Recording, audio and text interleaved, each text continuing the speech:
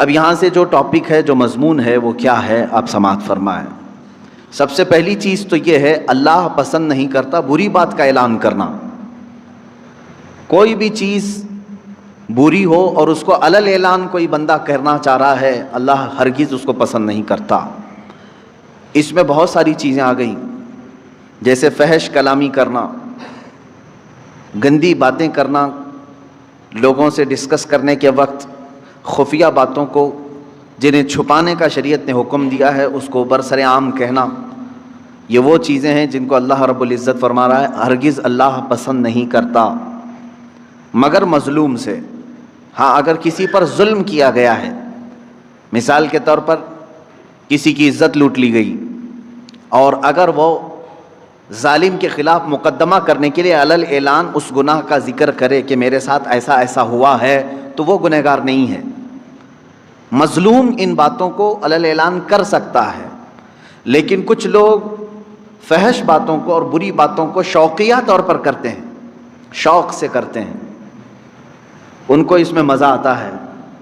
نوجوان جب چار جمع ہو جائیں تو وہ آپس میں ڈسکس کرنے کے وقت لڑکیوں کی باتیں کریں اور اس کو یہ سمجھتے ہیں فخر کی بات ہے۔ قرآن کہہ رہا ہے سو یعنی بری بات کو علل اعلان کرنا یہ بہت بڑا گناہ ہے۔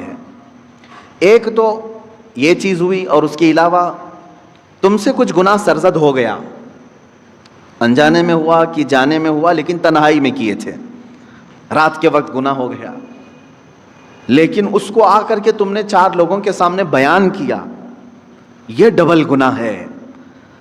گناہ کرنا الگ مسئلہ ہے، اظہار گناہ کرنا یہ اور ڈبل مسئلہ ہے۔ اظہار گناہ گویا کہ اب مثال کے طور پر کسی سے رات کی تاریکی میں کچھ گناہ ہو گیا، کون دیکھا تھا؟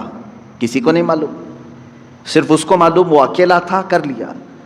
لیکن جب وہ مجمع میں آیا یا اپنے دوستوں میں آیا تو ٹھٹا مار مار کر کے مذاق کی شکل میں اپنے رات کے کیے ہوئے کرتوت کو بیان کرنے لگا، ارے کل رات تو میرے ساتھ ایسا ایسا ہو گیا، میں نے ایسا کر دیا ہے۔ اب اس نے کیا کیا جانتے ہیں آپ؟ رات کا جو گناہ تھا ہو سکتا ہے اللہ اسے ہمیشہ کے لیے چھپا دے، اللہ کریم ہے، بندے کا گناہ وہ چھپا دے گا تنہائی میں کیا ہوا، اور ہو سکتا ہے دنیا میں جب اس نے چھپا دیا ہے آخرت میں بھی اللہ اس گناہ کو نہ کھول کر کے معاف کر دے، بخش سکتا ہے رب تبارک و تعالیٰ، اپنے فضل و کرم سے معاف بھی کر دے گا۔ لیکن جب تم نے گناہ کا اظہار کیا تو گویا کہ دوسروں کو اپنے گناہ پر گواہ بنا دیا، تم نے چار پانچ لوگوں کو اور بتا دیا کہ تم نے یہ کیا تھا۔ اب مجھے بتاؤ قیامت کے دن جب ان گناہوں پر تم بخشش کا سوال کرو گے کہ اللہ مجھے ان تمام چیزوں سے چھٹی دے دے، معاف کر دے، تو جن جن تک تم نے یہ ساری باتیں بتائی تھی وہ بھی کھڑے ہو جائیں گے کہ اگر اس کی یہ چیزیں معاف ہو سکتی ہیں تو ہماری کیوں نہیں معاف ہو سکتی، ہماری بھی معاف کی جائیں۔ تو میرے عزیزو، گناہ ایک الگ چیز ہے، اظہار گناہ یہ اور خطرناک چیز ہے، چھپانے کا حکم ہے۔ جب کسی سے کچھ گناہ ہو جائے تو اسے چھپا دیا جائے۔ عزیزان گرامی وقار، اسی لیے جانتے ہیں اللہ تبارک و تعالیٰ نے عیبوں کو چھپانے پر بہت زیادہ اجر و ثواب کا اعلان فرمایا، اور حدیث رسول صلی اللہ تعالیٰ علیہ وسلم ہے جس نے اپنے بھائی کے عیب چھپائے قیامت کے دن اللہ اس کے عیبوں کو چھپائے گا۔ تم ستر پوشی کرو، علل اعلان برائیوں کا تذکرہ نہ کرو، اللہ تمہارے بھی بہت ساری چیزیں چھپا دے گا۔ تم چاہتے ہو کہ تمہارا کچھ نہ کھلے تو دوسروں کا بھی کھلنے نہ دو، ان کی پردہ پوشی کرو۔ مجھے چند دنوں قبل ایک صاحب نے یہ سوال کیا تھا کہ کوئی مولوی صاحب ہیں یا مؤذن صاحب ہیں، میتوں کو نہلاتے ہیں، اور کسی جگہ میت کو نہلانے کے بعد انہوں نے فلاں فلاں باتیں کہیں کہ میں نے ایسے ایسے مردے دیکھے، فلاں کا چہرہ ایسا ہو گیا تھا، فلاں کا ایسا ہو گیا تھا۔ ان میتوں کے متعلق وہ اس طرح کی باتیں کرتے ہیں، اور پھر لوگوں کو یہ کہتے ہیں کہ تم ڈر جاؤ، یا اپنی دھاک ان پر جماتے ہیں اور یہ کہتے ہیں کہ اگر تم فلاں فلاں میرا کام نہیں کرو گے تو تمہارے باپ کو میں نہلایا ہوں سب لوگوں کو بتا دوں گا، معاذ اللہ رب العالمین۔ اسی لیے جانتے ہیں آپ ایک صاحب نے فون کر کے ہم سے یہ مسئلہ پوچھا کہ وہ اس طرح سے دھمکی بھی دے رہے ہیں کہ کچھ لوگوں کو، کیا مسئلہ ہے؟ اسی لیے شریعت طاہرہ نے حکم یہ دیا ہے اپنی میت کو نہلانے کے لیے بھی ایسا آدمی ہو جو پرہیزگار ہو. ہاں یہ حکم ہے، جو پرہیزگار ہو، جو تقوی شعار ہو، اس کو نہلانے کے لیے بھیجا جائے، وہ آدمی نہلائے میتوں کو. کیوں اس طرح کا حکم شریعت طاہرہ نے دیا؟ اس کی وجہ یہ ہے کہ اگر وہ نہلانے کے دوران کوئی عیب دیکھتا ہے تو اسے وہیں چھپا دے. مسلمان کے عیب کو ظاہر کرنا بہت بڑا گناہ ہے. جب آپ میت کا کوئی عیب نہیں بیان کر سکتے تو پھر زندوں کا عیب کیسے بیان کر سکتے ہیں؟ زندے کو تو اور مجمع میں رہنا ہے، میت کو تو اب قبرستان میں جانا ہے. اب اس کے تم جو برائیاں بیان کر رہے ہو میت کی، یہاں تو کوئی اس کو اب برا بھلا کہنے والا کوئی نہیں رہے گا، وہ تو قبرستان اپنے الگ شہر چلا گیا. لیکن شریعت نے جب میت کی برائیاں کرنے کو منع کیا ہے تو آپ اندازہ کریں زندوں کے عیبوں کو کھولنا کتنا بڑا گناہ ہے. اور ایک بات یہ بھی یاد رکھ لیں، جنہوں نے مسئلہ مجھ سے پوچھا تھا میں ان کو یہاں ذکر کر کے میسج بھی دے دیتا ہوں. جو بندہ چاہے وہ مولوی ہو، مؤذن ہو، جس نے بھی ایسی حرکتیں کی ہیں کہ میتوں کو نہلانے کے بعد ان کے گھر والوں کے ساتھ بلیک میلنگ کرنا، میں کہتا ہوں ایسا شخص فاسق و فاجر ہے، بدترین گنہگار ہے، اور اسے آئندہ اس طرح مومن میتوں کو نہلانے کا کام ہرگز نہ دیا جائے. یہ بات آپ سمجھ کر کے چلے ہیں کہ مومن وہ ہے جو اپنے دوسرے مومن بھائیوں کی عیب پوشی کرے، یعنی چھپا دے. اب دیکھیں آیت پڑھیں، یہاں پر جس بات کا ذکر ہے وہ باتوں کا ہے. لا يحب اللہ الجہر بالسوء من القول، باتوں میں بری بات علل اعلان کرنا اللہ کو سخت ناپسند ہے. بری باتیں، اس میں کیا کیا چیزیں آ گئیں؟ وہ سارے گانے جن میں فحاشیاں ہوتی ہیں وہ بھی اس میں آ گئیں. اللہ ہرگز نہیں پسند کرتا.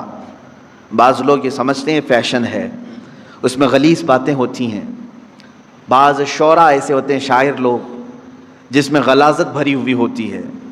عورتوں کے اندرونی معاملات پر گفتگو کرنا اور اس پر شعر و شاعری کرنا، اور فحاشیت کی طرف خصوصیت کے ساتھ کچھ شعر ایسے ہوتے ہیں جن سے شہوت کو ابھارا جائے. میرے عزیزو، یہ تمام باتیں اس آیت کے اندر ہیں. اللہ نے فرمایا ایسی بری بات کا علل اعلان کرنا اللہ رب العزت کو سخت ناپسند ہے، سخت ناپسند ہے.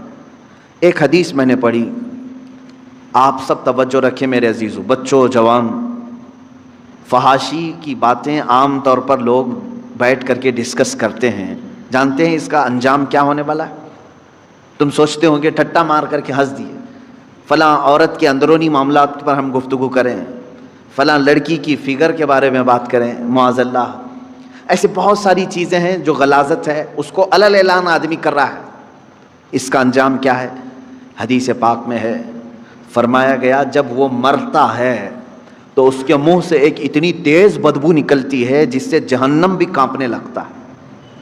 یہ ہو سکتا ہے کہ سامنے والوں کو نہ سونگھنے میں آئے جو اس وقت میت کے ہیں، لیکن یہ باطنی بدبو اس کے منہ سے نکلتی ہے جس سے جہنم کانپنے لگتا ہے. اتنی خطرناک بدبو اس کے منہ سے نکالی جائے گی. جو اپنی زندگی میں فحش کلامی کرتا تھا، میرے عزیزو گناہ کس سے نہیں ہوتے ہیں؟ گناہ بہت سارے لوگوں سے ہو جاتے ہیں، لیکن ان گناہوں کا اظہار کرنا اپنی زبان سے یہ غلیظ گناہ ہے، سخت ترین گناہ ہے. تم لوگوں کے سامنے بیٹھ کر کے جب بیان کرو گے تو اس کا مطلب یہ ہوا کہ اللہ کو تم سینہ زوری کر رہے ہو، اترا کر کے بتا رہے ہو دیکھ میں نے چھپ کر کے کیا بھی اور سب کو بتا بھی رہا ہوں، کون میرا کیا کر لے گا. معاذ اللہ رب العالمین. تو گویا کہ تم رب ذوالجلال سے کوئی خوف نہیں رکھتے. مومن کی شان یہ ہے کہ انجانے میں بھولے میں گناہ ہو گیا تو سر جھکا کر کے چلتا ہے، شرمندگی سے ڈرتا ہے کہیں میرے مولا کی پکڑ نہ ہو جائے. رات میں مجھ سے ایسے خطا ہو گئی ہے، مجھ سے غلطی ہو گئی ہے، گناہ ہو گیا ہے. اب وہ دن بھر شرم سے چلتا رہتا ہے، شرماتا رہتا ہے، میں آسمان کی طرف منہ کیسے اٹھاؤں، رب تبارک و تعالی مجھ سے خفا تو نہیں ہے، ناراض تو نہیں. یہ فیلنگ مومن کی ہوتی ہے. لیکن جب کسی کے دل سے ایمان رخصت ہو رہا ہوتا ہے تو گناہوں پر فخر کرنے لگتا ہے. کل رات میں نے جو کیا اچھا ہی کیا، کون سا برا کام کیا، اور پھر 4 لوگوں کو اپنے گناہ پہ گواہ بھی بناتا ہے. اس چیز سے، اس حرکت سے ہمیشہ بچتے رہے. گناہ کرنا اور ہے، اظہار گناہ اور بڑا گناہ ہے.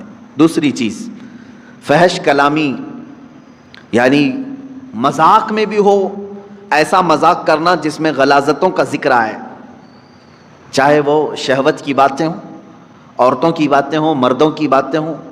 اس طرح کی باتیں کرنا جو آپ اپنے ماں باپ کے ساتھ اور اپنے بیٹے بیٹیوں کے ساتھ کرنا مناسب نہیں سمجھتے، یہ وہ فحش کلامی ہے جو دوستوں کے ساتھ اکثر لوگ کر جاتے ہیں. میرے عزیزو، ایک اس میں سے ایکسیپشن ہے، اس کو فحش نہیں کہیں گے، فحش نہیں. مثال کے طور پر شادی شدہ مرد اپنی بیوی سے ہم کلام ہے تنہائی میں، اور وہ آپس میں ایک دوسرے سے اپنے پرسنل معاملات میں بات کرتے ہیں، تو وہ اس آیت کے انڈر میں نہیں ہے. اس کی اجازت ہے ان کے لیے، وہ اس آیت کے انڈر میں نہیں ہے. مرد اپنی عورت کی تعریف کرے، اگر اس کے چہرے کی، اس کی خوبصورتی کی تعریف کرے، تو یہ اس آیت کے اندر میں نہیں آئے گا کہ برائیوں کا اس نے علی الاعلان تذکرہ کیا. نہیں، وہی اپنی بیوی کے ساتھ گزارے ہوئے معاملات دوسرے دن آ کر کے دوستوں کو بتاتا ہے تو یہی گناہ بن جائے گا.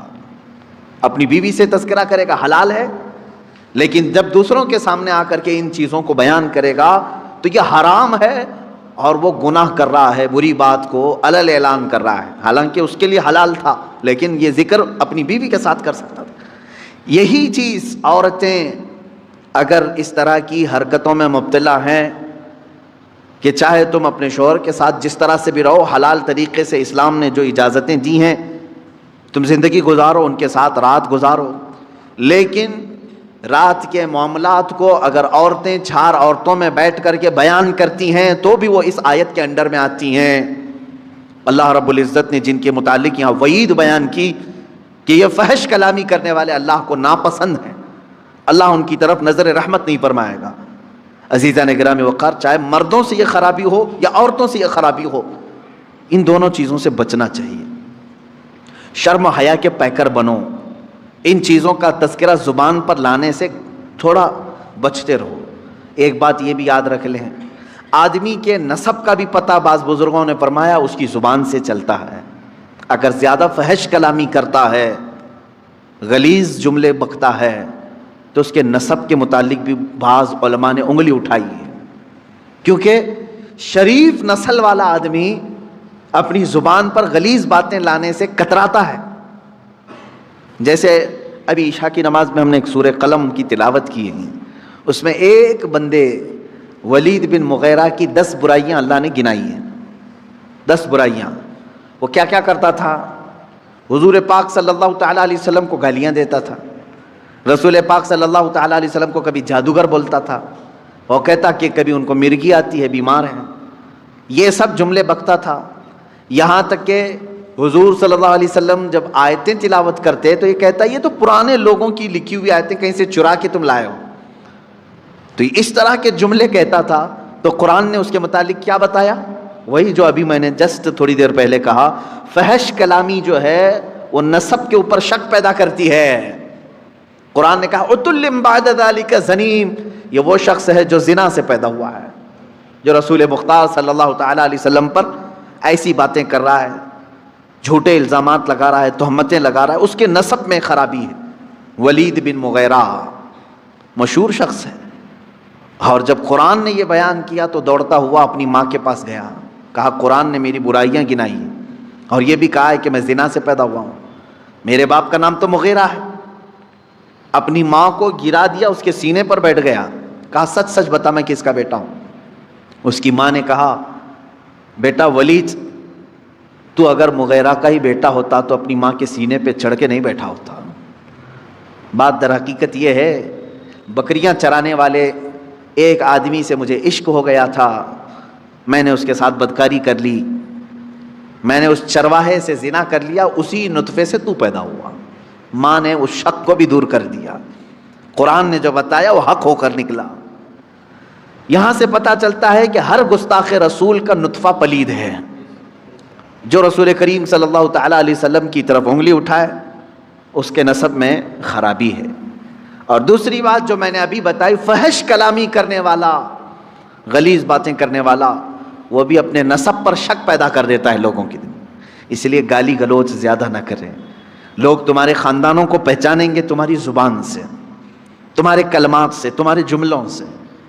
تمہارے خاندانوں کو اگر محفوظ لوگوں تک پہنچانا ہے، اچھے خاندان کا ہونے کا پتہ دینا ہے، زبان کو سنبھال کر کے رکھو۔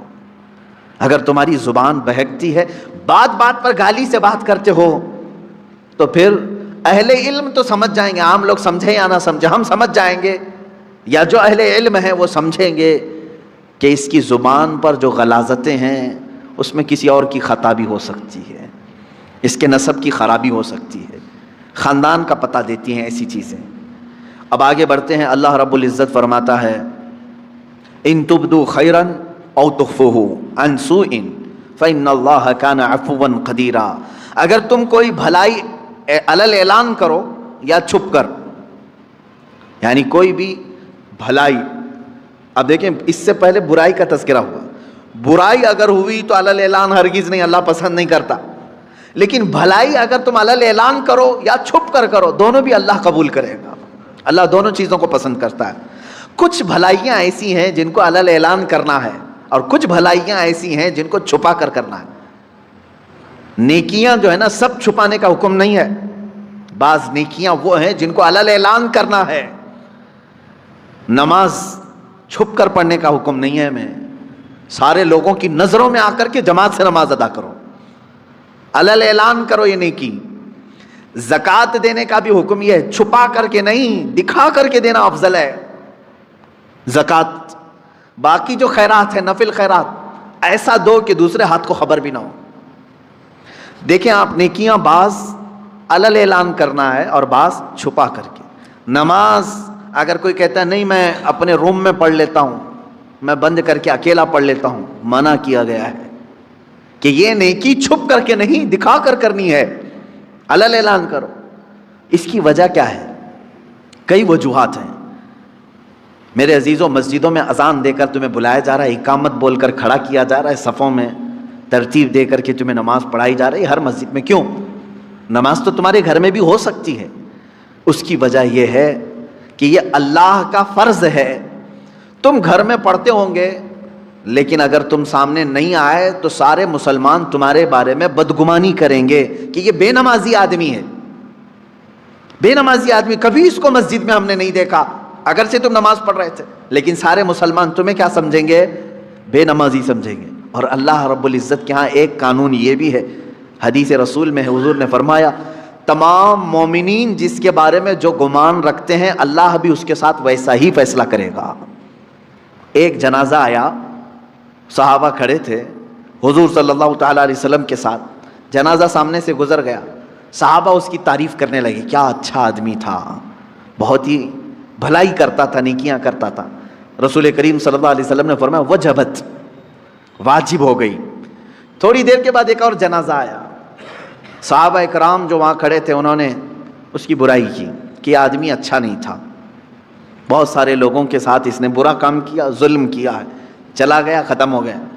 رسول پاک صلی اللہ علیہ وسلم نے فرمایا وجبت، واجب ہو گئی۔ صحابہ نے پوچھا حضور دو جنازے آئے، دونوں پر آپ نے کہا وجبت، یعنی واجب ہو گئی، کیا چیز واجب ہوئی؟ اللہ کے نبی صلی اللہ علیہ وسلم نے فرمایا پہلے والا جنازہ جس کی تم نے تعریف کی اس پر جنت واجب ہو گئی، اور دوسرا والا جنازہ جس کی تم نے برائی کی اس پر دوزخ واجب ہو گئی۔ اس لیے کہ مومنین سب جس کے بارے میں جیسا گمان رکھتے ہیں اللہ تعالیٰ اس کے ساتھ ویسا فیصلہ کرے گا۔ اکثریت کی بات کر رہا ہوں میں، چند لوگوں کی بات نہیں۔ چند لوگ کسی کو بھی چور چور کہنے لگتے ہیں، ہاں جو سچا مومن ہے وہ حق بات کرے گا، اس میں سارے گھن کو نہ ملائیں گیہوں کے ساتھ۔ خیر، میں دو باتیں یہاں عرض کر رہا تھا کہ بھلائی جو ہے کچھ علل اعلان اور کچھ چھپ کر۔ نماز با جماعت علل اعلان پڑھنے کا حکم ہے، اور زکوٰۃ علل اعلان کرنا ہے، یعنی زکوٰۃ سب کو دکھا کر کے دے۔ دوسری اس میں حکمت یہ بھی ہے کہ زکوٰۃ دینے سے، کھل کر کے دینے سے جو نہیں دیتا اس کو ترغیب دلانا ہے کہ وہ بھی دے۔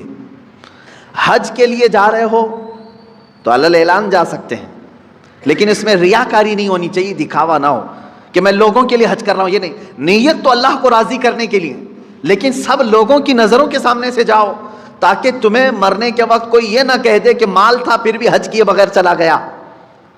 تم سب کے سامنے حاجی رہو، مومنین تمہارے بارے میں اچھا گمان رکھیں. یہ وہ نیکیاں ہیں جن کو علل اعلان کرنے کا حکم ہے، اور کچھ وہ ہیں جو چھپا کر کے کرو. مثال کے طور پر آپ کچھ نفل روزے رکھتے ہیں تو یہ ضروری نہیں کہ ہر ایک کو بولتے پھریں کہ میں ہفتے میں اتنے روزے رکھتا ہوں، مہینے میں اتنے روزے رکھتا ہوں. وہ تمہارے اور تمہارے رب کے درمیان راز ہے. یہ روزے چھپ کر کے کرو. کچھ خیرات ایسی ہیں جسے چھپا کر کے دینا افضل ہے. زکوٰۃ کی بات نہیں کر رہا ہوں، زکوٰۃ دکھا کر کے دینا افضل ہے. صدقہ اور خیرات جو غریبوں کی مدد کے لیے دوسرے اوقات میں آپ کرتے ہیں، اسے دکھا کر کے نہیں، چھپا کر کے دینا افضل ہے. وہ بھی نیکی ہے، وہ بھی نیکی، دونوں نیکیاں ہیں، لیکن بعض میں چھپانا ہے، بعض میں ظاہر کرنا ہے. اس طرح بہت ساری نیکیاں ایسی ہیں جو نفل ہیں، اور نفل کو دکھا کر کرنے کا حکم نہیں ہے، چھپا کر کے کریں. عزیزہ نگرامی وقار، یہاں سے یہ بات پتہ چلی کہ برائی کو علل اعلان کرتے ہو تو اللہ ناپسند کرتا ہے. برائی کو اگر علل اعلان کرتے ہو اللہ ناپسند کرتا ہے، لیکن بھلائی علل اعلان کرو یا چھپا کر کرو، دونوں اللہ کو پسند ہے، دونوں اللہ کو پسند. اب یہاں پر ایک اور بات، مسئلہ میں بتا دوں. نماز چھوڑنا گناہ ہے کہ نہیں ہے؟ سب کو معلوم ہے حرام ہے، بلکہ کبیرہ گناہ ہے. نماز ترک کرنا صغیرہ گناہ نہیں، چھوٹا گناہ نہیں، کبیرہ گناہ ہے. گناہ ہے کبیرہ، بڑے گناہوں میں اس کا ذکر آیا ہے. جیسے شراب پینا کبیرہ گناہ ہے، زنا کرنا گناہ کبیرہ ہے، چوری گناہ کبیرہ ہے.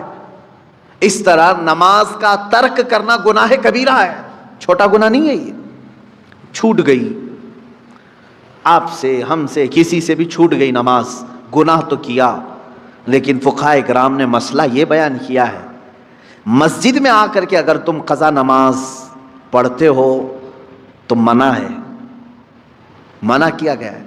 ہاں اگر اس انداز میں پڑھتے ہو کہ کسی کو معلوم نہیں پڑتا تو کوئی حرج نہیں.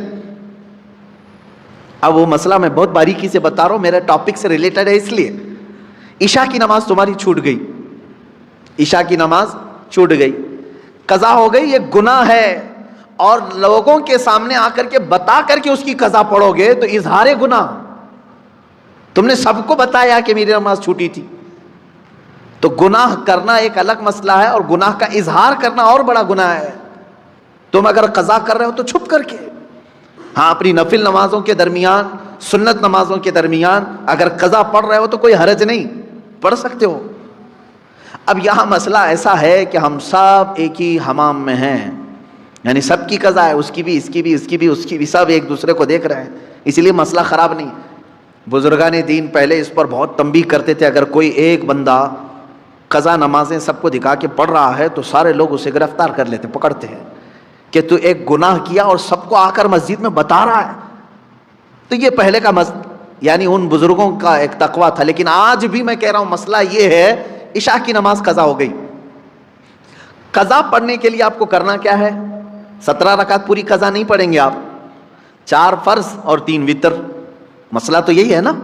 کل کی عشاء کی نماز اگر کسی کی چھوٹی، فار ایگزامپل اللہ نہ کرے، آج وہ قضا کرنے کے لیے کھڑا ہے تو کیا کیا نمازیں قضا کرے گا؟ 4 رکعت فرض عشاء کی اور 3 رکعت واجب. یہ 2 نمازیں قضا ہوتی ہیں عشاء میں، یعنی کل 7 رکعت. وتر کی نماز جب پڑھتے ہیں تو آپ کو یہ بھی معلوم ہے تیسری رکعت میں کیا کرنا رہتا ہے؟ دعائے قنوت. حنفی جتنے بھی ہیں پیروکار ان کو معلوم ہے تیسری رکعت میں جب ہم کھڑے ہوتے ہیں سورہ فاتحہ اور سورہ پڑھنے کے بعد ہاتھ چھوڑ کر پھر دوبارہ تکبیر باندھتے ہیں اور دعائے قنوت پڑھتے ہیں، ہے نا؟ آج بھی عشاء کی نماز پڑھیں آپ تو پڑھے ہوں گے نا دعائے قنوت. 3 واجب الوتر کی جو نماز ہے اس کی آخری رکعت میں دعائے قنوت پڑھا جاتا ہے.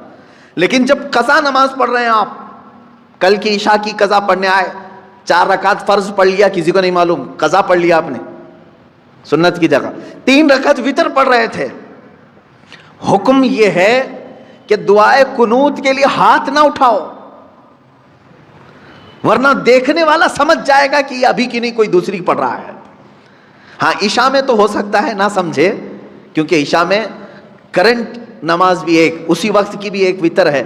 ظہر کے وقت اگر کوئی عشاء کی قضا کر رہا تھا تو ظاہر سی بات ہے تیسری رکعت میں جب وہ کھڑا ہو کر کے ہاتھ اٹھائے گا تو جو دیکھے گا وہ سمجھ جائے گا کہ یہ وتر ظہر میں کیوں پڑھ رہا ہے, وتر ظہر میں کیوں پڑھ رہا ہے. تو گویا کہ تم نے سب کو اپنے گناہ کا گواہ بنایا. کل کی تمہاری کچھ چھوٹی تھی وہ آج آ کر پڑھ رہے ہو.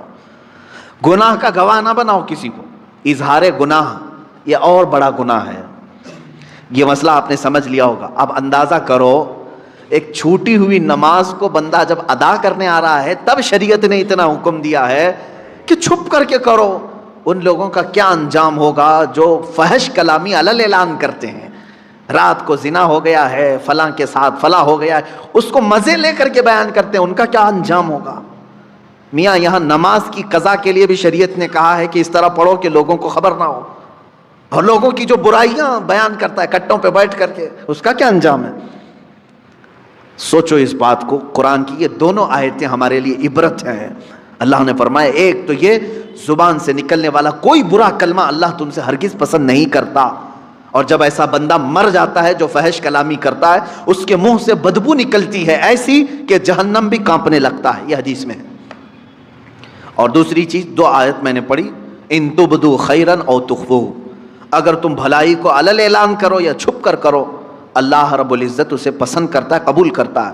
او تعفو عن سوء, ایک اور اس میں ذکر ہے. اللہ فرماتا ہے یا کسی کی برائی سے درگزر کر دو. کسی کے اندر تم نے برائی دیکھی اسے معاف کر دیا.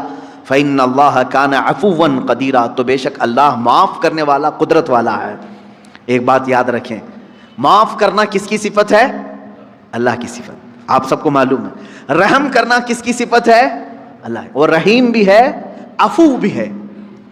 یہ دو عادتیں اگر بندہ اپناتا ہے, بندے کے اندر اگر رحم آیا کسی کے دل کے کسی کے لیے, اور کسی کو دیکھ کر کے بھی اس نے معاف کر دیا, اس پر ایک روایت ہے اللہ رب العزت فرماتا ہے اس بندے کو عذاب دینے میں مجھے حیا آتی ہے کہ رحم میری صفت ہے, عفو میری صفت ہے, میرا بندہ ہو کر یہ رحم کر رہا ہے اور عفو کر رہا ہے. تو اللہ رب العزت اسے عذاب سے بری کرتا ہے جو معاف کرنے کی اپنے اندر چھمتا رکھتا ہے یا طاقت رکھتا ہے. معاف کرنے کا جذبہ جس کے اندر ہے وہ معاف کیا جائے گا. حضور اکرم صلی اللہ علیہ وسلم کی مشہور حدیث ہے من لا یرحم لا یرحم, جو کسی پر رحم نہیں کرتا قیامت کے دن اس پر بھی رحم نہیں ہوگا. یہ سمجھ کر کے چلو, تم پر بھی رحم نہیں کیا جائے گا. ہاں رحم کرنا اور معاف کرنا اگر کسی کی عادت ہے, امید رکھے کہ اللہ بھی اس پر رحم کرے گا اور اسے معاف بھی کرے گا. آپ اپنے رب سے اپنے متعلق جیسی امید رکھتے ہیں ویسی بندوں کے ساتھ بھی کریں.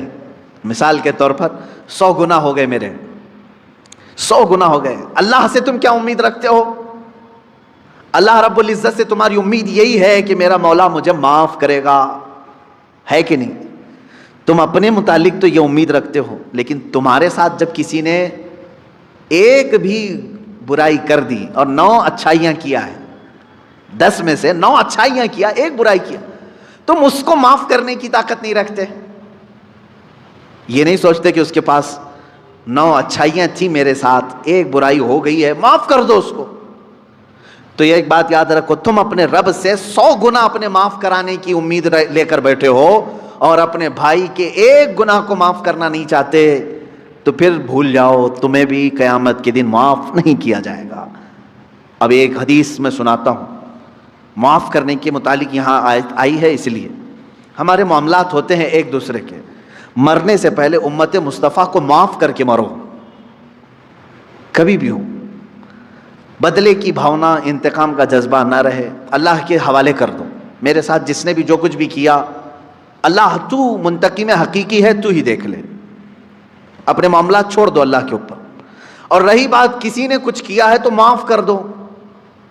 جب تم معاف کر کے مرو گے تو ہو سکتا ہے تم نے بھی کسی کو ٹھیس پہنچایا ہوگا, یا زبانی یا ہاتھ سے, کسی بھی طرح سے. ان کے بھی دل زخمی ہوں گے کسی نہ کسی کی.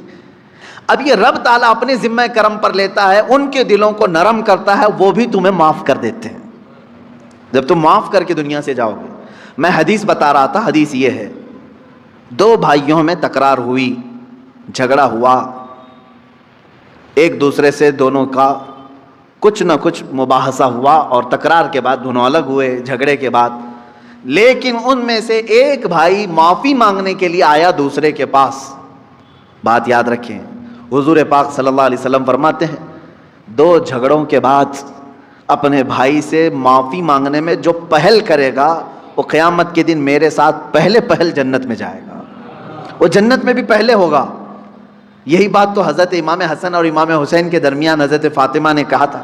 دونوں چھوٹی عمر کے تھے، 6 سال یا 5 سال، دونوں میں کچھ تکرار ہوئی، بچپنے کی بات، لڑ کر کے آئے سیدہ زہرا سلام اللہ علیہا کے پاس۔ آپ کے پاس جیسی آئے تو انہوں نے کہا ایک جملہ یہ کہا، بیٹا مجھے معلوم نہیں کس کی غلطی ہے کس کی خطا ہے۔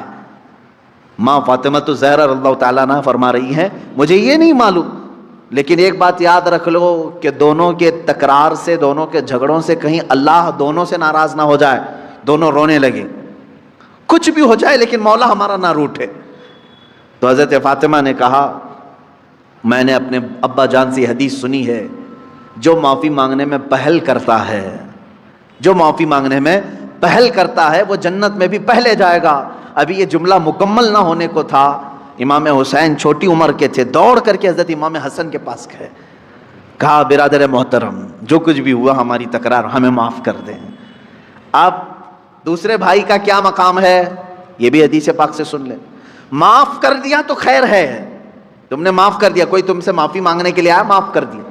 آج بہت سارے ڈھیٹ لوگ بیٹھے ہوئے ہیں، بہن آئی ہے منانے کے لیے بھائی کو، نہیں مانتا میں، چل تو نے میرے ساتھ ایسا کیا ویسا کیا، پرانی باتیں یاد کی۔ بھائی آیا ہے اس کے گھر میں شادی ہے، چلو بھیا آ جاؤ، نہیں، پرانے گڑے مردے نکال کر کے بھائی کو رخصت کر دیا، ہم تجھے معاف نہیں کریں گے، زندگی بھر معاف نہیں کریں گے۔ وہ لوگ بھی سن لیں، تمہاری ذمہ داری تھی معافی مانگنے کی، تم معافی مانگ لیے، بہت اچھا کیے کیونکہ پہلے جنت میں جاؤ گے۔ اب جس کے پاس گئے تھے معافی مانگنے کے لیے اس نے نہیں معاف کیا، میرے آقا صلی اللہ علیہ وسلم کی حدیث ہے، حضور فرماتے ہیں کل قیامت کے دن وہ میری شفاعت کے قریب بھی نہ آئے۔ حضور نے فرمایا میری شفاعت کے قریب نہ آئے جو اپنے بھائی کو معاف نہیں کرنا چاہتا۔ تم سے اگر تمہارا بھائی منانے کے لیے آ گیا، تمہاری بہن آ گئی، تمہارا پڑوسی آ گیا، تمہارا رشتہ دار آ گیا، تو پہلی بات تو یہ سوچ لو کہ وہ بازی مار لے گیا۔ معافی تو تمہیں بھی مانگنا چاہیے تھا، پہل میں کیوں نہ کروں، لیکن وہ بازی مار لے گیا، جنت میں پہلے جائے گا۔ اب اگر تم نے معاف کر دیا تو خیر ہے، نہیں معاف کرا تو کل قیامت کے دن شفاعت رسول سے بھی محروم ہو جاؤ گے۔ اب رسول اگر شفاعت نہ کریں کس کے پاس جاؤ گے؟ وہاں تو آدم علیہ السلام سے لے کر عیسیٰ علیہ السلام تک ہر کوئی کہہ رہے ہیں اذهبوا الی غیری، جاؤ میرے علاوہ کسی اور کے پاس جاؤ۔ کس کے پاس جاؤ گے؟ اگر نبی بھی منع کر دیں جاؤ تمہاری شفاعت میرے پاس نہیں۔ اللہ کے نبی صلی اللہ علیہ وسلم فرماتے ہیں جو اپنے بھائی کو معاف نہیں کرتا کل وہ میری شفاعت کے قریب نہ آئے۔ عزیزان گرامی وقار، اللہ رب العزت یہ فرما رہا ہے اگر چھپا کر کے درگزر کر دیا، اگر تم نے اپنے بھائی کو معاف کر دیا فَإِنَّ اللَّهَ كَانَ عَفُوًّا قَدِيرًا، تو سمجھ لو کہ بے شک اللہ بھی معاف کرنے والا، قدرت رکھنے والا ہے۔ یہاں قدیر کا لفظ آیا ہے، عفو کا مطلب ہوا معاف کرنے والا، قدیر کا مطلب ہوا قدرت رکھنے والا۔ دونوں کی میچنگ کیا ہے؟ معاف کرنے والا ہے، قدرت رکھنے والا ہے، معاف کرنے والا ہے، قدرت رکھنے والا ہے۔ میرے عزیزو، قدیر کے لفظ کا اس میں جو کمبینیشن ہے وہ جو ہمیں یہاں نظر آتا ہے وہ یہ ہے کہ مولا تبارک و تعالیٰ تمہارے گناہ سمندر کے برابر بھی ہوں تو قدرت رکھتا ہے کہ وہ معاف کرتے۔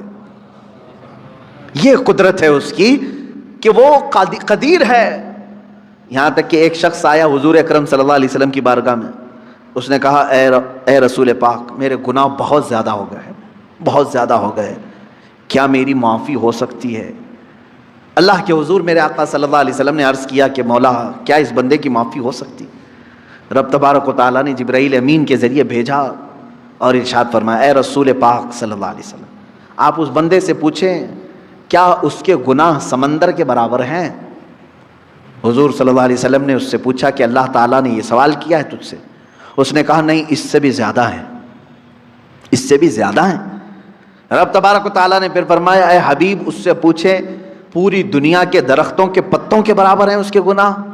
حضور نے جب یہ پوچھا تو اس نے کہا اس سے بھی زیادہ ہیں۔ اس سے بھی زیادہ ہے۔ رب تبارک و تعالیٰ نے فرمایا اے رسول اس سے پوچھ لیں زمین و آسمان کے بیچ میں جتنا خلا ہے کیا اتنے گناہ ہیں اس کے؟ حضور صلی اللہ علیہ وسلم نے اس سے سوال کیا رب تعالیٰ تجھ سے یہ پوچھ رہا ہے؟ تو بندہ کہتا ہے شاید اس سے بھی زیادہ ہوں گے، میرے گناہ شاید اس سے بھی زیادہ ہوں گے۔ اب رب تبارک و تعالیٰ فرماتا ہے اے رسول اس سے فرما دے چاہے جتنے بھی گناہ ہوں گے میری رحمت سے تو زیادہ نہیں، میری رحمت سے بھی زیادہ ہے۔ اب رسول کریم صلی اللہ علیہ وسلم نے اس بندے سے پوچھا رب تعالیٰ اب تجھ سے یہ پوچھ رہا ہے، تو نے کہا تیرے گناہ سمندر سے زیادہ، پتوں سے زیادہ، زمین و آسمان کی خلا سے زیادہ، کیا تیرے گناہ رب کی رحمت سے بھی زیادہ ہیں؟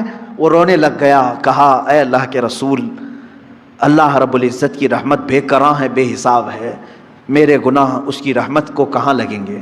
تب رب تعالیٰ نے فرمایا اے رسول اس سے فرما دیں تیرا رب قدیر ہے، قدرت رکھتا ہے، یہ بڑے گناہوں کو بھی معاف فرما سکتا ہے۔ تو وہ قدیر کا معنی ہے گناہ بخشے جا سکتے ہیں، لیکن ایک بات یاد رکھیں ایمان پہ موت ہو شرط ہے، ایمان پہ اگر موت ہو تو اللہ عفو و قدیر ہے۔ آگے کی جو آیت ہے وہ ٹاپک سے تھوڑی ہٹ کر کے ہے، یہاں سے دوسری باتیں چل رہی ہیں۔ اللہ رب العزت نے فرمایا بے شک وہ لوگ جنہوں نے اللہ اور اس کے رسول کو نہیں مانا یا کفر کرتے ہیں، نہیں مانتے اور یہ چاہتے ہیں کہ اللہ اور اس کے رسول کے درمیان جدائی پیدا کریں، اور کہتے ہیں کہ بعض پر ایمان لاتے ہیں بعض کو انکار کرتے ہیں، اور چاہتے ہیں کہ ایمان و کفر کے بیچ میں کوئی راستہ نکال لیں۔ اللہ فرماتا اولئک هم الکافرون حقا، یہ ٹھیک ٹھیک یہی اصل کافر ہے۔ آیت کا لب لباب میں بتا دوں، خلاصہ اللہ تعالیٰ نے یہاں پر 3 لوگوں کی مذمت فرمائی، اس میں سے ایک آدمی کی میں بات کر رہا ہوں۔ ایک ایمان ہے لا الہ الا اللہ، اللہ کے سوا کوئی معبود نہیں، میرے عزیزو یہ دن ہے۔ ایک طرف کفر ہے، کروڑوں خدا ہے، یہ بھی خدا یہ بھی خدا یہ بھی خدا، یہ رات ہے۔ مجھے بتاؤ یہ 2 اپوزٹ چیزیں مل سکتی ہیں؟ ایک کہہ رہا ہے کوئی خدا نہیں سوائے اللہ کے، ایک کہہ رہا ہے ہر ایک خدا ہے، اپوزٹ چیزیں ہو گئی۔ ایمان اور کفر مل سکتے ہیں، دونوں کا ملاپ ہو سکتا ہے، لیکن کچھ لوگ چاہتے ہیں کہ ان کے بیچ میں ایک راستہ نکال لیں، انہی کے بارے میں قرآن کہتا ہے۔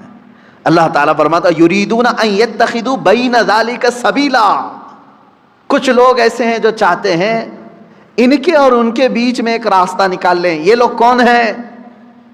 وہ بعض اسلام کو بھی ایکسیپٹ کرنا چاہتے ہیں اور بعض کفر کو بھی قبول کرنا چاہتے ہیں، یہ بھی تھوڑے اچھے ہیں یہ بھی تھوڑے اچھے ہیں، ان کی یہ چیزیں ہم نہیں لیں گے ان کی یہ چیزیں ہم نہیں لیں گے، دونوں کو ملا کر کے تم مکسچر ایک راستہ بنانا چاہتے ہو۔ یہ کون لوگ ہیں مولا؟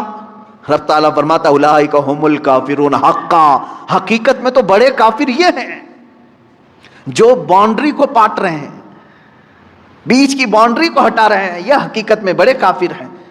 اللہ فرماتا وَأَعْتَدْنَا لِلْكَافِرِينَ عَذَابًا مُهِينًا، رب تعالیٰ فرماتا ہم نے کافروں کے لیے ذلت کا عذاب تیار رکھا ہے۔ میرے عزیزو اس میں ہونا کیا چاہیے؟ دیکھیں بعض لوگوں کو ایسا لگے گا کہ یہ کسی سے بھی ملنے کی بات نہیں کرتے، کیوں نہیں؟ آپ ملیں، سارے لوگوں سے ملے، دنیا میں جتنے ریلیجنس ہیں سب سے ملیں، آپ یہودی عیسائی ہندو جو کچھ بھی ہیں سب سے ملیں، اخلاق تم اپنے دکھاؤ ان کو۔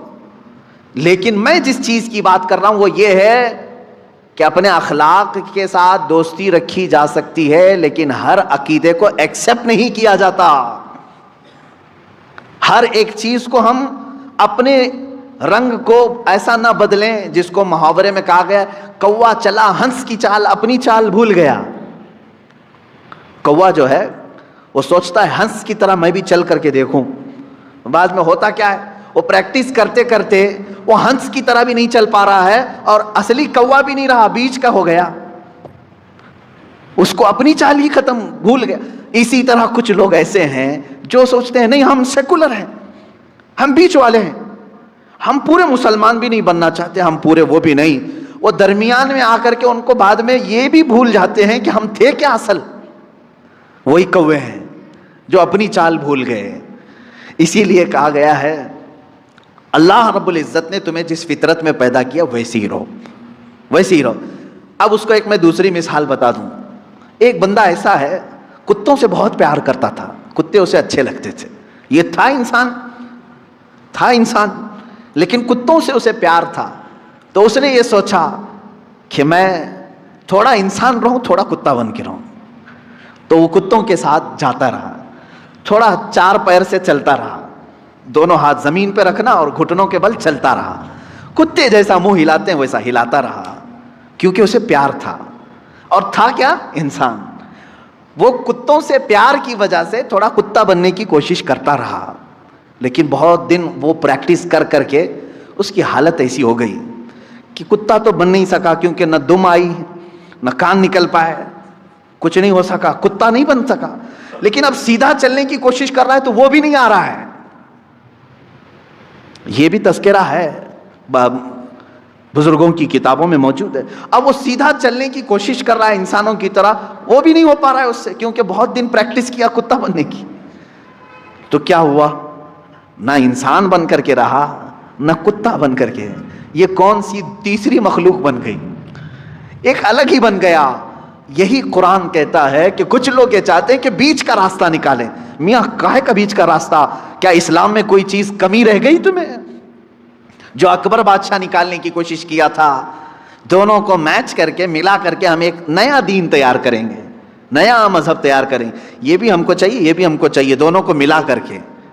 اکبر نے جو دین نیا شروع کیا تھا، اکبر بادشاہ، وہ مرتد ہو کر کے مر گیا بیچارہ، وہ وزیروں کی سن کر کے۔ اس نے کیا کیا تھا؟ دونوں کو میچ کرتے ہیں، مسجد میں اذان کی بجائے سیپ بجائیں گے تاکہ وہ بھی راضی رہیں گے، نماز پڑھو تم لیکن ممبر پر مورتی بھی رکھی جائے گی، دونوں چیزیں رہیں گی۔ میچ کر کے دونوں کو بیچ کا راستہ نکالنے کی کوشش کیا، اور وہ بیچ کا بن کر کے رہ گیا۔ میرے عزیزو، یہ بات یاد رکھو، اللہ نے تمہیں جس فطرت میں پیدا کیا ہے اسی فطرت میں کامل بن کر کے رہو، اسی میں تمہاری عزت ہے، اسی میں تمہاری عزت ہے۔ قرآن کہتا ہے یا ایھا الذین آمنوا ادخلوا فی السلم کافہ، اے ایمان والو اسلام میں پورے کے پورے داخل ہو جاؤ، آدھا تیتر آدھا بٹیر نہیں، پورے کے پورے داخل ہو۔ حضرت عبداللہ بن سلام رضی اللہ تعالیٰ عنہ صحابی ہیں، صحابی رسول ہیں۔ آپ جانتے ہیں اس صحابی رسول کو ایک چیز پر اللہ کے رسول صلی اللہ علیہ وسلم نے منع فرما دیا، کیا؟ پہلے یہودی تھے، وہ بڑے یہودی عالم تھے، تورات کے عالم تھے۔ یہودی مذہب میں سنیچر کے دن شکار کرنا حرام ہے، گوشت کھانا حرام ہے سنیچر کے دن۔ دوسری چیز، اونٹ کا گوشت ان کے لیے حلال نہیں، حرام ہے شریعت موسوی میں، یہودی اونٹ کا گوشت نہیں کھاتے، حرام ہے ان کے لیے۔ اب حضرت عبداللہ بن سلام جب اسلام لائے تو تورات کے پرانے حافظ تھے، عالم تھے، اب قرآن کے بھی بڑے عالم بن گئے۔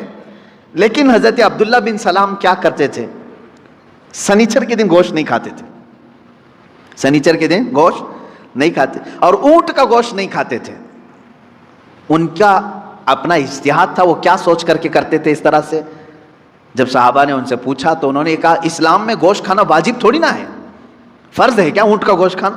کھاؤ تو ٹھیک ہے، نہیں کھاؤ تو کوئی بات نہیں، کھا لیا تو حلال ہے، واجب تو نہیں ہے، مینڈیٹری تو نہیں ہے۔ حضرت عبداللہ بن سلام نے کہا اسلام میں یہ واجب نہیں ہے، اور میں چھوڑ دیتا ہوں، نہیں کھاتا ہوں، تو یہودی مذہب پر بھی عمل ہو جائے گا، اسلام پہ بھی عمل ہو جائے گا۔ سنیچر کے دن گوشت کھانا اسلام میں واجب تھوڑی نہ ہے، واجب نہیں ہے، نہیں کھائے گا تو کچھ فرق نہیں پڑتا، لیکن میں اگر نہیں کھاؤں گا سنیچر کے دن تو دونوں مذہب پر عمل ہو جائے گا، یہودی مذہب پر بھی کہ ان کے مذہب میں سنیچر کے دن گوشت کھانا حرام ہے، اس پر بھی عمل ہو جائے گا، اسلام پہ بھی عمل ہو جائے گا۔ جب انہوں نے ایسا کہا تو اللہ تعالیٰ نے آیت نازل فرما دی، یا ایھا الذین آمنوا ادخلوا فی السلم کافہ، اے ایمان والو اسلام میں پورے کے پورے آ جاؤ، آدھا اس پر عمل کرنا آدھا اس پر عمل کرنا نہیں، بلکہ پورے کے پورے اسلام میں داخل ہو جاؤ۔ تو درمیان کا راستہ نکالنے کی کوشش نہ کریں۔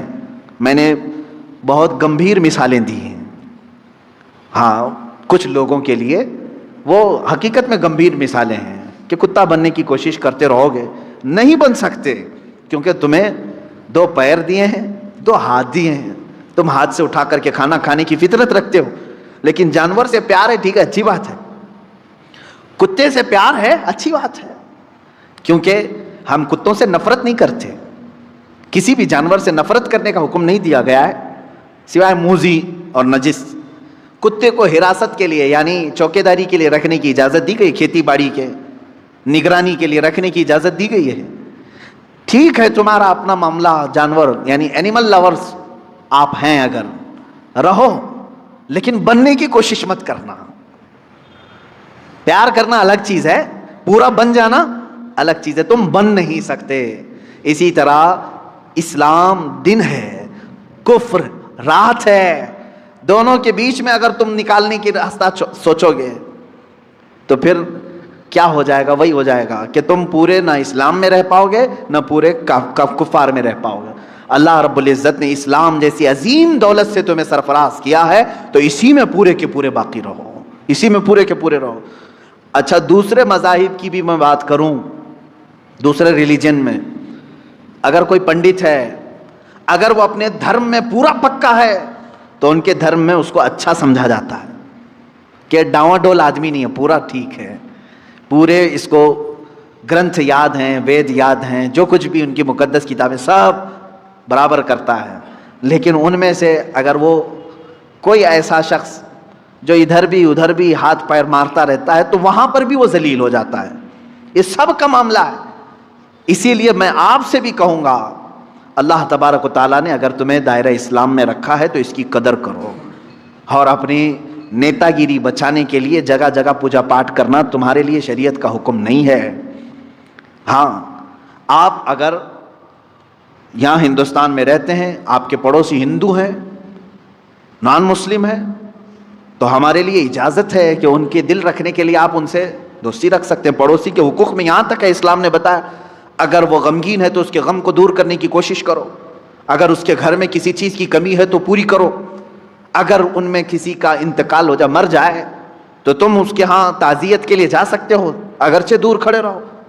پڑوسیوں کے حقوق میں ہمیں اسلام نے یہ اجازت دی ہے. لیکن میرے عزیزو، جہاں تک اسلام نے اجازت دی ہے اتنا کرتے رہو. میں نے پھر وہی مثال یاد دلائی، اگر کسی سے محبت ہے تو محبت رکھو، پورا وہ بننے کی کوشش مت کرو، درمیانی راستے میں جانے کی کوشش نہ کرو. تم اپنے اسلام کے ساتھ قائم رہو، تمہاری آئیڈینٹی اسی میں ہے، تمہاری آئیڈینٹی اسی میں ہے. ابھی جیسے ایک مسئلہ چھڑا ہے اتر پردیش میں، کسی مسجد میں ہنومان چالیسا کرانے کی بات کی گئی اور ایک کسی امام صاحب نے بلا کر کے اس میں ہنومان چالیسا پڑھایا، اور اس کو کیا کہا جا رہا ہے، سدبھاونا ہے، سب آپس میں محبت کے لیے ہے. کیا میں یہ پوچھنا چاہتا ہوں، سدبھاونا ایک طرف سے ہونی چاہیے. اگر مسجد میں کوئی ہنومان چالیسا کر رہا ہے تو کیا کوئی پنڈت اجازت دے گا کہ رام مندر جو بنا رہے وہاں ہم بھی پہلی اذان دے دیں، قرآن کی تلاوت کرے؟ کیا یہ سدبھاونا کی فکر ہر ایک کو ہے؟ نہیں ہے تو چھوڑو، ہم دعوت کہاں دے رہے ہیں آپ کو. آپ اپنی مندر میں پوجا کرو، سارے ہون کرو، ساری چیزیں تمہارے مقدسات جتنے اس پر عمل کرتے رہو. ہمیں ہماری مسجدوں میں جو ہمارے مقدسات ہیں اس پر عمل کرنے کی اجازت ہو. نہ چھیڑو، نہ کسی کے اندر دخل اندازی کرو. اسلام میں یہ تمام چیزیں نہیں ہیں. اب یہ جو درمیانی لوگ ہیں، نہیں تمہارے لیے مسجد کے دروازے کھلیں، تم آؤ، تمہارے پاٹ پڑھاؤ، میں ان لوگوں سے کہتا ہوں کیا تمہیں اس بات کا حکم اللہ نے دیا ہے؟ تم کو کس نے کہا ہے؟ اللہ کا گھر ہے یہ، تمہارے باپ کا گھر نہیں. رب تبارک و تعالیٰ کا گھر ہے، اس کے قانون کے مطابق ہی عمل ہو. میں کسی ہنومان چالیسے کے متعلق یہ نہیں کہہ رہا کہ وہ کیا ہے، واللہ عالم. اگر ہندو اس کو مقدس سمجھتے ہیں اور پڑھتے ہیں تو جہاں من کرے وہاں پڑھیں، اپنی عبادت گاہوں میں پڑھیں. ہم خلل اندازی کبھی نہیں کریں گے، کیونکہ اسلام یہ کہتا ہے جو جس دین سے وابستہ ہے اس کو رہنے دو. قرآن پاک میں لا اکراہ فی الدین، دین میں کوئی زبردستی نہیں، زبردستی ہم پکڑ کے لائیں گے بھی نہیں آپ کو. آپ کی اپنی مرضی، یہ ہر انسان کی اپنی مرضی سے وہ اپنا دین اور اپنا مذہب اختیار کرتا ہے. لیکن میں یہاں یہ کہنا چاہتا ہوں کہ جو لوگ اس طرح کی حرکتیں کرتے ہیں وہ تیسرے آدمی بن جاتے ہیں. بیچ کے آدمی نہ بنو، اچھے لوگ نہیں ہوتے بیچ کے. یعنی بعض جگہ بیچ میں ہونا اچھا ہے، بعض جگہ بیچ میں ہونا بہت برا سمجھا جاتا ہے. اس طرح سے اسلام میں ہو تو پورے اسلام میں رہو. اگر کوئی عیسائی ہے تو وہ اپنی پوری عیسائیت کو فالو کرے، ہمیں اس سے کوئی اعتراض نہیں. کوئی ہندو ہے تو اپنی ہندوازم کو پورا فالو کرے، ہمیں اس سے کوئی اعتراض نہیں. تمہاری اپنی مرضی ہے. لیکن جو لوگ اس طرح کی حرکتیں کرتے ہیں وہ کہیں کے نہیں رہ جاتے. قرآن نے یہی کہا یہی ٹھیک ٹھیک کافر ہیں، یہی لوگ کافر ہیں۔ اللہ رب العزت ایسے درمیانی لوگوں سے ہماری حفاظت فرمائے۔ اللہ تعالی ہمارے دلوں میں قوت ایمان کو راسخ کر دے کہ ہم ایمان پر ہی جمے رہیں اور ایمان پر ہی ہماری موت آئے۔ اللہ تعالیٰ نے ہمیں جس مذہب مقدس پر زندگی دیا ہے، اے کریم خدا اسی مذہب مقدس پر ہماری آخری سانس عطا فرما۔ وآخر دعوانا الحمد للہ رب العالمین۔